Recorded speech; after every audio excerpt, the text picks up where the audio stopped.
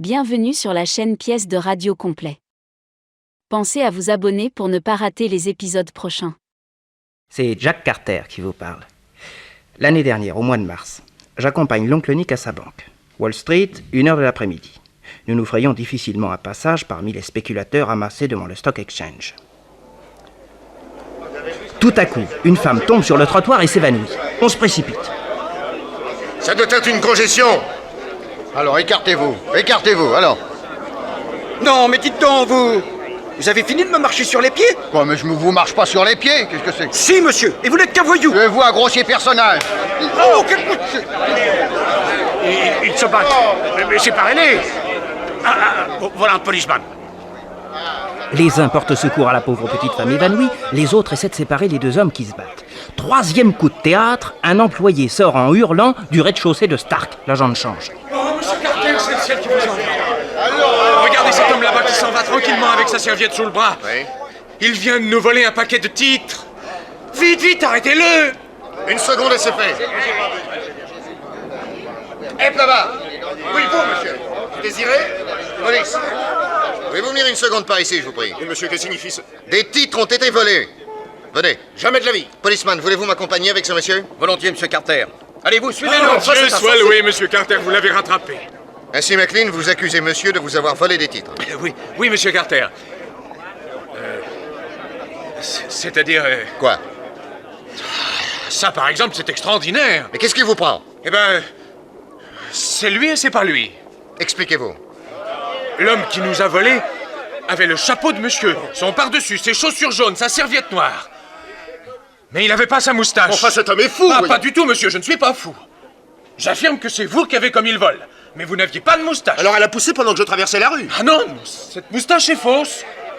Je veux tirer dessus. Oh, mais enfin, c'est insensé. Laissez-moi, je veux tirer dessus. Ah, si vous y touchez, je vous demanderai des dommages et intérêts. Allons, McLean, calmez-vous. Il n'est pas nécessaire de tirer sur cette moustache, voyons, on voit bien qu'elle est naturelle. Il y a méprise, voilà tout. J'aime vous l'entendre dire. Au revoir, messieurs. Une seconde, je vous prie. Vous dites, McLean, que monsieur est habillé exactement comme l'était votre voleur. Exactement. Il avait la même serviette de cuir noir. Puis-je vous demander, monsieur, de bien vouloir ouvrir cette serviette? Comment? En voyant ce qu'elle contient, nous serons fixés. Mais monsieur, je refuse de me prêter à une pareille comédie. Je suis un honnête homme, moi, et pas plus tard que tout de suite, je vais porter plainte. Ouvrez votre serviette ou je vous embarque au poste. Mais c'est vous qui l'aurez voulu. Voilà, monsieur. Il y a bien le paquet de titres, n'est-ce pas? Non, je ne vois que des livres. Ce sont même des bibles. Eh oui, des bibles, pour prier le bon Dieu. Je viens d'aller les chercher chez un monsieur Stockway, au 125 de la 31e rue. Il a bien voulu en faire cadeau à l'armée du salut, où je travaille. Je rentrais au quartier général quand vous m'avez scandaleusement arrêté. Je m'appelle Murdoch. Ah, monsieur Murdoch, je vous fais toutes mes excuses. Je les accepte. Au revoir, messieurs. Encore une seconde, monsieur Murdoch, je vous prie. Quoi, cette farce n'est pas encore finie? Non, monsieur. J'ai même l'impression qu'elle ne fait que commencer. Sur l'invitation de Nick Carter, nous entrons tous dans le hall de l'agent de change. Et M. Stark lui-même, qui revenait de déjeuner, supplia son employé de lui raconter ce qui s'était passé. Il faut d'abord que je vous décrive les lieux. Le hall était divisé en deux. D'abord la partie réservée aux clients, puis, derrière des guichets grillagés, celle où se tenaient les employés.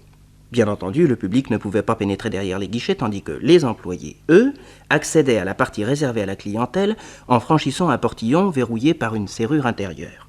Ils ne l'utilisaient d'ailleurs que rarement. Ils entraient et sortaient de l'agence par une petite porte donnant sur un couloir qui menait à une rue derrière l'immeuble. Vu? Bon. Je laisse maintenant la parole à ce pauvre McLean. Ce qui s'est passé, messieurs, n'a pas duré 2 minutes. Je finissais de ficeler dans un journal un paquet de titres. On devait venir le chercher à 1h exactement. La pendule sonne, et voilà qu'un homme pénètre derrière nous par la petite porte du personnel et brandit un revolver, prêt à descendre le premier qui ferait un geste. Il y avait des clients? Non, en tout, on était 3 employés. Le bandit oblige mes camarades à se tourner face au mur, puis il vient à moi et il me demande « Ce sont les titres pour monsieur Hayward ?» Je lui dis oui. Alors il m'oblige à mettre le paquet dans la serviette de cuir noir qu'il avait sous le bras. Quand j'ai fini, il reprend sa serviette, il ouvre le portillon et il sort par la porte réservée au public. On avait les jambes en coton. Mais peu à peu, je retrouve mon sang-froid et je me précipite dehors pour crier « Arrêtez-le !» C'est à ce moment-là, monsieur Carter, que je vous ai vu. Vous avez remis à ce bandit tous les titres destinés à monsieur Hayward? Dame, j'avais le revolver sous le nez. Mais il n'y en avait pour $250 000. C'est moins cher que 2 balles dans la peau. Oh, Oh, monsieur Carter, il faut absolument retrouver ce voleur. Puisque vous m'en priez, je m'y emploierai de mon mieux, monsieur Stark. Dites-moi, McLean. Quoi, vous connaissez? J'ai fait la connaissance de monsieur Carter l'année dernière, à l'occasion du hold-up de la Western Bank. C'est mon guichet qu'on avait attaqué. Compliment! Vous portez bonheur aux maisons qui vous emploient. Dites-moi, McLean. Oui, monsieur. Vous m'avez bien dit que le voleur était entré par cette petite porte qui donne sur l'intérieur des guichets. Ah, oui, monsieur Carter, c'est par là que nous entrons et que nous sortons. Sur quoi donne cette porte? Sur un couloir qui mène à la petite rue derrière. L'entrée des artistes, en quelque sorte. Oui, si l'on peut dire. Mais je suppose que par là n'entre pas qui veut. Ah non, il y a un gardien qui contrôle les entrées et les sorties. Il ne doit quitter son poste sous aucun prétexte. Allons l'interroger. Pendant ce temps-là, monsieur Murdoch voudra bien rester ici. Pardon? En compagnie du policeman. Soyez tranquille, monsieur Carter, j'aurai l'œil. Oh, mais c'est un monde, ça, alors. Si vous voulez me suivre, monsieur Carter. Oui. Ah, on y voit goutte. Et pourquoi a-t-on éteint le gaz? Et David, je vous tiens le gardien. Dans sa loge? Roberts? Hello, Roberts! Ça, il n'est pas là! Entrons. Oh, ils l'ont assassiné. Poussez-vous. Il est mort, un coup de couteau en pleine poitrine. Il aura voulu empêcher l'homme d'entrer. Pauvre Roberts, il était si dévoué. Jack, va téléphoner tout de suite à la police. Et tâche aussi de voir ce qu'est devenue la jolie dame qui s'est trouvée mal sur le trottoir. Si elle est encore là, amène-la moi, j'aurai quelques petites questions à lui poser. Bon, j'y vais.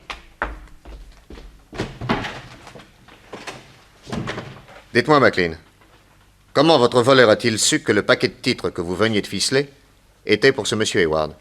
Parce qu'à 11h, sa secrétaire m'a téléphoné pour me dire qu'elle enverrait quelqu'un prendre les titres à 1h exactement. Et pourtant, hier soir, il avait été entendu avec M. Hayward que ce serait sa secrétaire elle-même qui viendrait chercher ses titres à 1h30. Il tenait essentiellement à ce que ce soit elle et personne d'autre. Qui est ce monsieur Hayward? William J. Hayward, un gros actionnaire de plusieurs compagnies de chemin de fer et promoteur d'entreprises considérables. Oh, mais je le connais très bien, c'est un des plus puissants de Wall Street. Nous faisons partie du même club. Mais quand lui avez-vous vendu ces titres? Et hier soir, après la clôture du marché. Et ce sont des titres nominatifs? Malheureusement non, ils sont au porteur et facilement négociables. Ah. Où la vente a-t-elle été conclue? Dans le bureau de M. Hayward, à Wall Street. Ah bah, il y avait un témoin. Uniquement sa secrétaire. Elle est à son service depuis 25 ans et il a en elle une extrême confiance. Il tenait au plus grand secret sur ses achats de titres. Et quand vos employés ont-ils connu cette transaction? Ce matin, à 10h. Bah, pourquoi pas hier soir?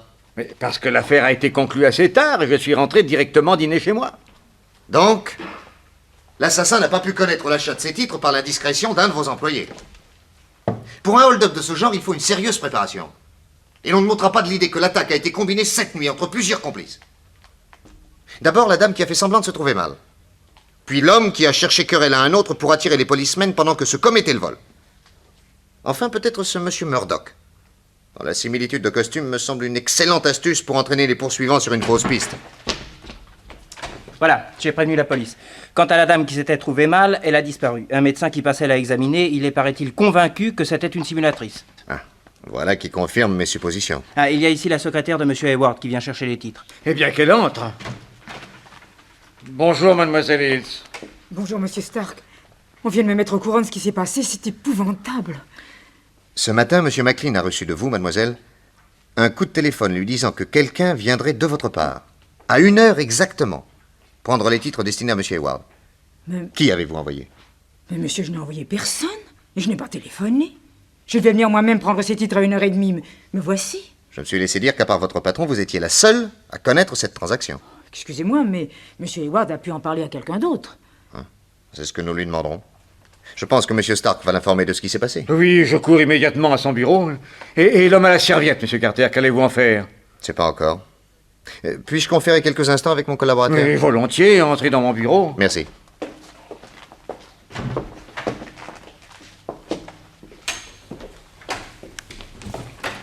Alors, oncle Nick? Eh bien, nous sommes en présence de 5 suspects. 5? Bon, en tout cas, je vois Murdoch. Oui, naturellement. Mais attention, la similitude de costume peut être l'effet d'un hasard. Et McLean peut se tromper sur certains détails du signalement qu'il nous a donné. Il y a aussi la secrétaire. Son patron a, paraît-il, la plus grande confiance en elle. Et puis elle est pas loin de la cinquantaine, ne me semble guère douée pour débuter dans le métier d'escroc. Votre troisième suspect, c'est McLean. Oui, bien entendu. Pour la seconde fois victime d'un hold-up, on est en droit de se demander si on n'a pas affaire à un spécialiste. Et les deux autres? Eh bien, nous avons le devoir de suspecter aussi M. Hayward, qui aurait pu faire voler ses titres pour son propre compte. Lui? Un milliardaire? C'est pas possible. Oh, ça s'est vu, tu sais. Et enfin, il reste M. Stark. Il se serait volé lui-même?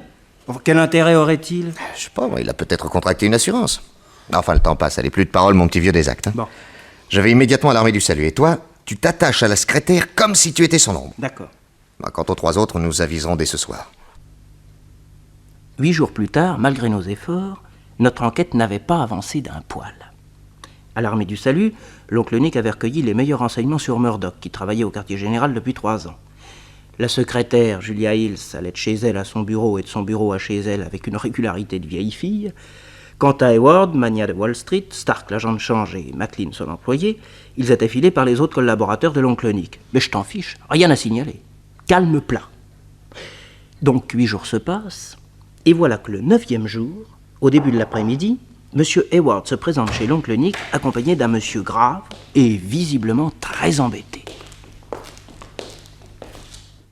Cher Monsieur Carter, voici mon excellent ami John David Radcliffe.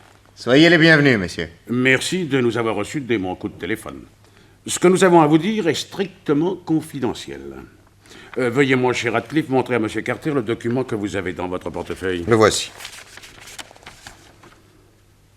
Curieux. Oui, c'est un contrat en langage chiffré relatif à la plus grande des entreprises auxquelles je m'attache en ce moment. Il s'agit d'une affaire d'un demi-milliard de dollars.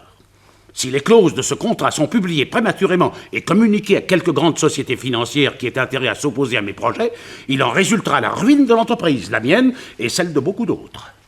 Et le but de ce contrat? Il s'agit d'opérer la fusion des 6 principales compagnies de chemin de fer des États-Unis avec 3 grandes compagnies transatlantiques. 2 banques de Boston, ainsi que mon ami Radcliffe, sont intéressées avec moi au succès de cette affaire. Elle exige l'investissement d'énormes capitaux. Étant donné que nous sommes encore loin de tenir toutes les compagnies de chemin de fer, vous concevez que le rachat de leurs actions en bourse doit se faire avec des précautions infinies. Oui, je m'en doute. Il y a 8 jours seulement que mon ami Radcliffe a été associé à cette affaire. Vous voyez, il y a déjà plusieurs signatures au bas de la dernière page. Nous sommes liés collectivement par ce contrat secret qui stipule nos obligations communes. Mais dites-moi, ce document me semble bien important pour être transporté aussi simplement dans un portefeuille. Il est chiffré, monsieur. Enfin, vous ne croyez pas qu'une personne experte réussirait à le traduire? C'est évidemment toujours à craindre. Or, il fallait que la signature de mon ami Radcliffe fût également apposée au bas de ce contrat. Ma femme, allant passer le week-end chez lui à Boston, le lui a apporté et remis en main propre. Parallèlement, j'avais expédié par lettre recommandée le chiffre qui en permettait la lecture. Ah, sage précaution. J'ai donc signé le contrat. J'ai retourné le code par la poste et j'ai rapporté moi-même aujourd'hui à New York le document à mon ami Hayward. Tout cela est parfait. Non. Car voici ce qui est arrivé ce matin dans le train pendant le trajet de Boston à New York. Il y avait assise en face de moi une jeune fille charmante, la fille de l'importateur Vanderlift. Nous avons sympathisé. Et quand le train est arrivé à la gare de la 42e rue, elle m'a dit « Le coupé de papa vient me chercher, nous habitons près du Waldorf Hotel. Si vous voulez, je vous déposerai. » J'ai accepté.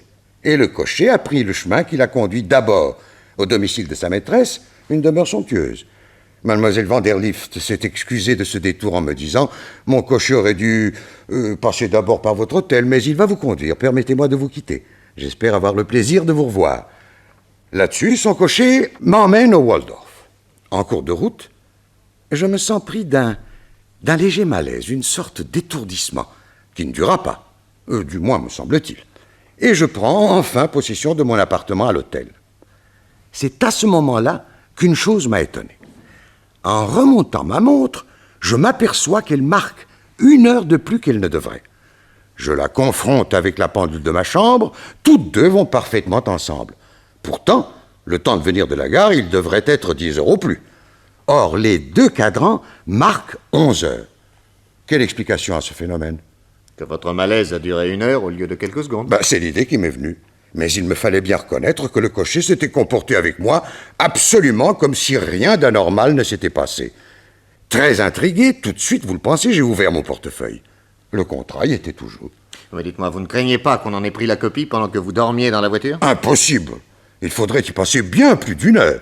Un document chiffré est beaucoup plus difficile à reproduire qu'un texte ordinaire. Et actuellement, ce papier ne présente rien d'anormal. Si. J'ai découvert au verso une petite tache qui n'y était pas auparavant. Tenez, ici. Ah. Voyons à la loupe. Curieuse odeur.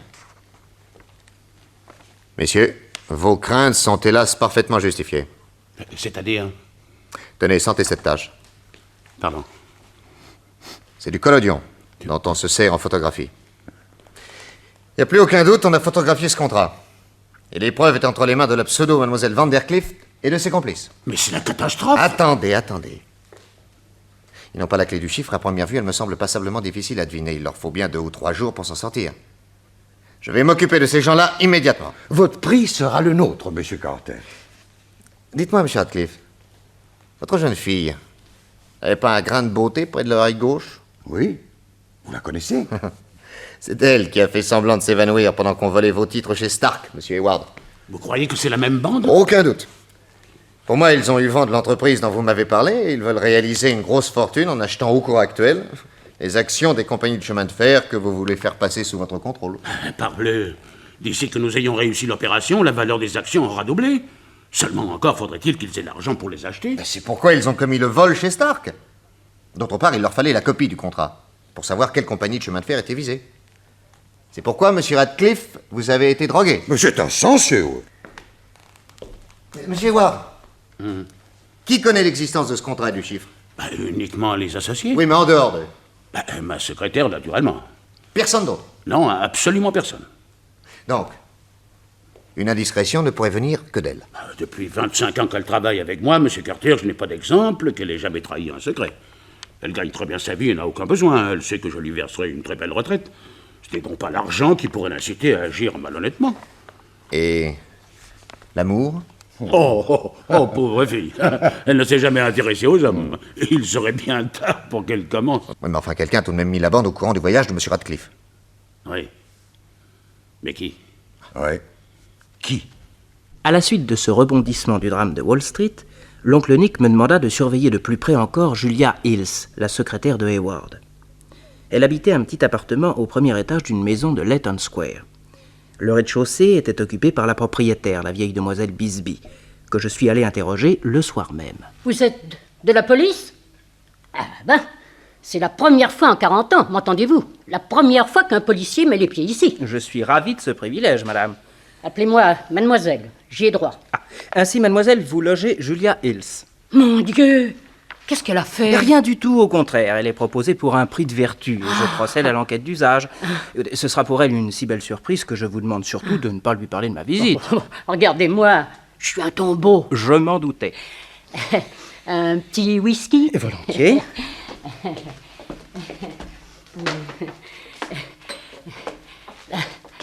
Voilà. Alors, qu'est-ce que vous voulez savoir? Ce que vous pensez de Julia Hills. Ce que j'en pense? Bon, mais c'est une sainte fille. Elle mérite tout le bonheur possible. Voit-elle beaucoup de monde? Non, son frère, une fois de temps en temps. Oh, ben, il lui donne, je crois, assez de soucis. Ah, quel sujet? Il est malade? Ça, je ne sais pas. Elle n'en parle presque jamais. Et des amis? Elle a des amis?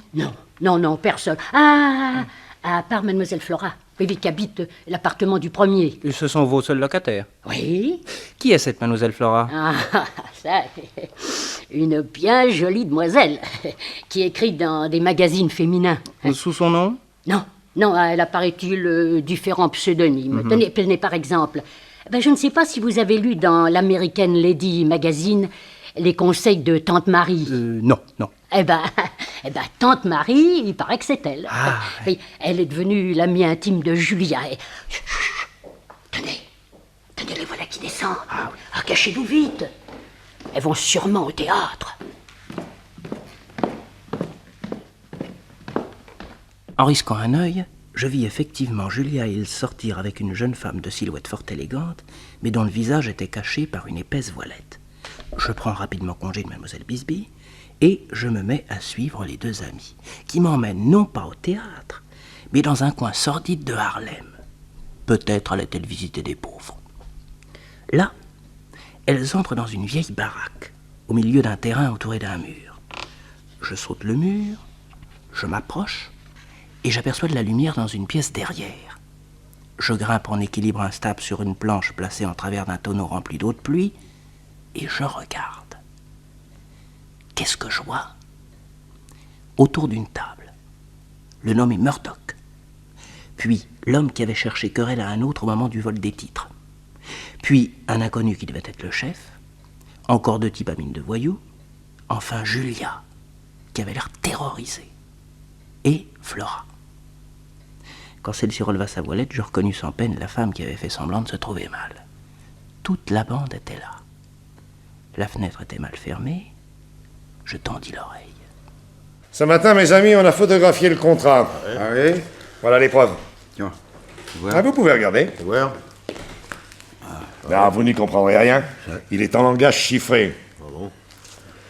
Naturellement, ma chère Julia, ça, vous le saviez. Répondez ou je cogne. Oui. Mais.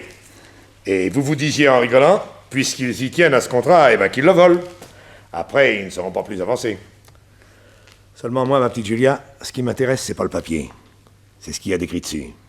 Alors maintenant, il faut me procurer la clé du chiffre. Mais je ne l'ai pas. Si. Oh, je vous jure. Ton patron n'a rien de caché pour toi. Et demain soir, à 10h au plus tard, je veux que tu me remettes la clé du chiffre. Mais je vous jure que je ne l'ai pas. Tu l'as et tu me la donneras. Sinon, j'envoie à la police le papier que j'ai fait signer à ton cher petit frère. N'oublie pas qu'il est mon prisonnier et qu'il reconnaît noir sur blanc être l'auteur du cambriolage de la bijouterie Benton. Il y a eu un mort. Alors si tu veux pas qu'il aille finir ses jours à Sing Sing, c'est l'occasion ou jamais de lui prouver que tu l'aimes. Oh non, non, non, non, faites pas ça, non. Demain soir, vous aurez la clé. Mais qu'est-ce que c'est que ça? Mais qu'est-ce que c'est, quoi? Dis donc, mais qu'est-ce qui se passe? Qu'est-ce que c'est que ce type qui est tombé au fond d'un tonneau? Il est dans la plaque jusqu'au cou. Oh non, dis donc. Mais je le reconnais, c'est le lieutenant de Nick Carter. Hein? Oui, de Nick Carter, oui. De Nick Carter. Tiens. Voyez-moi le petit curieux. Viens ici, toi. Viens ici. On va te faire causer un peu. Le lendemain soir, chez l'oncle Nick, on commençait à être sérieusement inquiet sur mon sort. Nick ne cachait pas son angoisse à ses 2 autres collaborateurs, son cousin Chick et notre fidèle et brave noir Black Joe, qui se serait fait tuer pour son patron. Il n'y a qu'une explication possible. En filant Julia Hills, Jack est tombé entre les mains des bandits. Ça prouverait qu'on est sur la bonne piste. Oui. Mais si Jack a été pris pendant qu'il la suivait, 2 conclusions s'imposent. Primo, c'est la secrétaire qui trahit son patron. C'est sûrement elle qui a renseigné les malfaiteurs pour le vol des titres et celui du contrat. Ah oui, ça semble évident. Et secondo, ceux qui ont pris Jack font certainement partie de la bande. Sinon, il n'aurait pas eu de raison d'avoir peur de lui parce qu'il suivait Julia. Moralité, on est sur la bonne voie et Julia est une garce. Je vais aller lui dire 2 mots, moi. Je taperai dessus jusqu'à ce qu'elle dise où est Jacques. Non, Joe, non. C'est sur elle que reposent maintenant toutes nos chances de succès. Ce serait une bêtise de nous découvrir.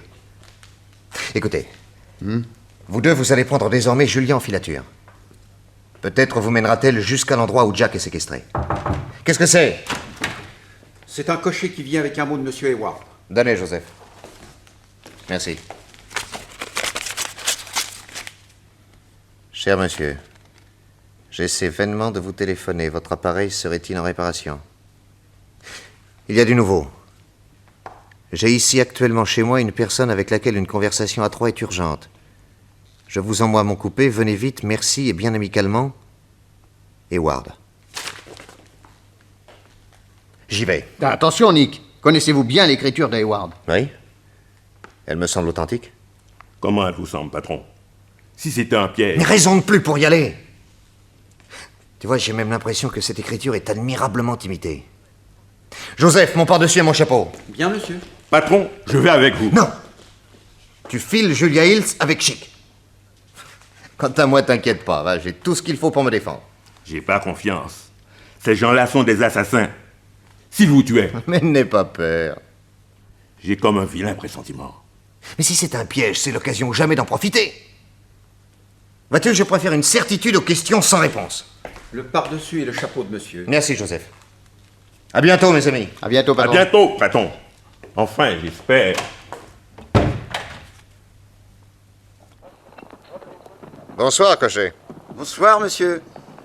Alors, nous allons chez monsieur Hayward? Oui, monsieur. Si monsieur veut bien monter. Il ne fait pas chaud, hein? Que monsieur lève bien les glaces. Oui, vous avez raison, mon ami. Le temps s'est mis au froid.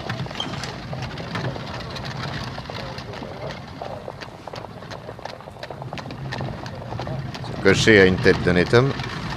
Ça devrait m'inquiéter, ça. Bon. Après tout, ce coupé est tellement luxueux qu'en fin de compte, il pourrait bien appartenir à cet excellent Hayward. Qu'est-ce que j'ai? Je me sens crever ce soir. Mais qu'est-ce qui se passe? Oh, j'ai sommeil. Ah oui, un petit sommeil. Oh non, mais est-ce que j'ai sommeil?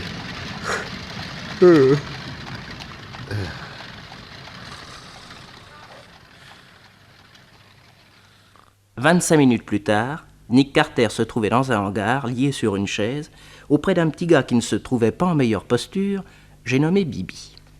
Mais peu à peu, l'oncle Nick retrouva ses esprits.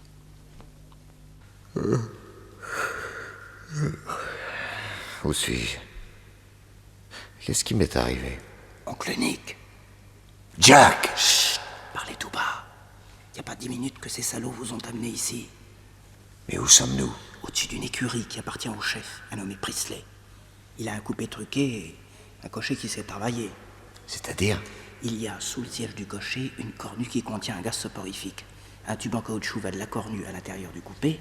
Quand la voiture démarre, le cocher tourne un robinet et peu à peu le client s'endort dans les bras de Morphée. Ouais, c'est pas bête. Mais toi, comment t'ont-ils pincé? Je suis tombé dans un tonneau, oui, je vous raconterai. Et alors tu les as dénichés en filant Julia Hills? Oui, mais moi je leur ai raconté que c'était Murdoch que j'avais suivi. Bah tu as très bien fait. J'ai lancé Chick sur les traces de Julia. Si elle revient ici, il y a de l'espoir. Formidable. Quoi? Elle doit revenir ici ce soir apporter la clé du chiffre pour qu'il puisse lire le document. Oh, Dieu est avec nous. Chut, attention, on vient.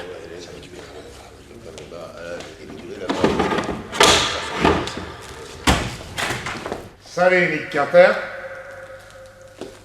Alors, on a bien fait dodo? Tu sais que je vois du petit lait de t'avoir là, ma merci, ficelé comme un poulet. Hein? Qu'est-ce que t'en penses? Je pense que tu pourrais te payer de meilleurs cigares. Celui-là sent affreusement mauvais. Ouais.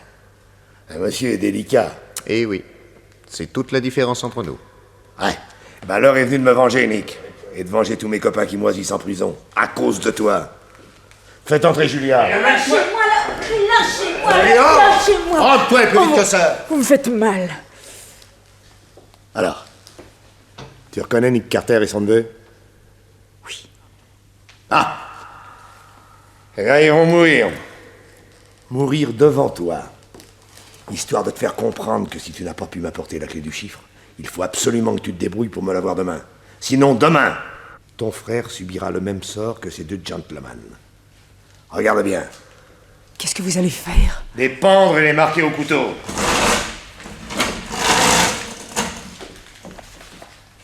Voilà. Allez, Murdoch, Johnny, apportez-moi les cordes.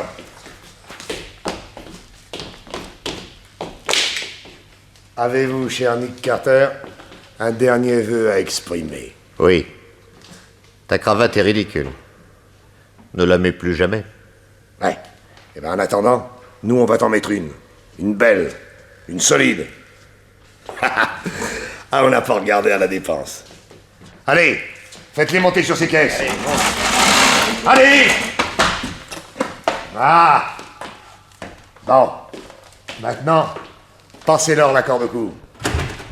Oh les mains! Qu'est-ce que c'est? D'où ils sortent, ceux-là? Ah! On a filé Julia Hills et nous voilà, cher monsieur. Un seul geste et on vous abat comme des lapins. Joe, coupe la corde aux prisonniers.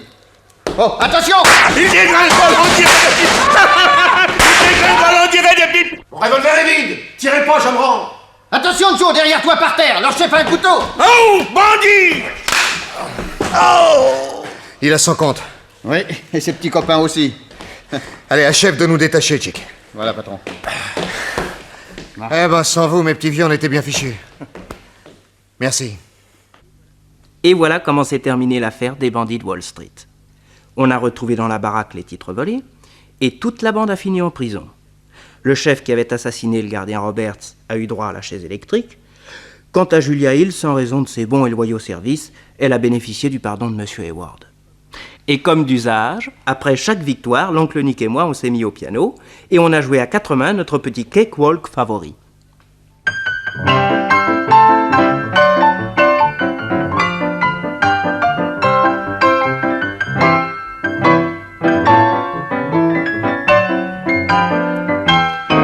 Dans la série Les exploits de Nick Carter, le détective américain, vous venez d'entendre Les bandits de Wall Street. Texte de Jean Marcillac. C'est une production de Maurice Renaud. Prise de son René Cambien, bruitage Géo Valery, assistante Odette Brianne, réalisation Abder Isker. Avec dans le rôle de Nick Carter, Michel Gatineau. Et Robert Party, Jean Mauvais, Georges Hubert, Henri Nassier, France Ellis, Aram Stéphane, Germaine Delba, Jean Clarieux, Henri Labussière, Luc Germain. Le conteur Jack Carter, neveu de Nick Carter, Pierre Pernet.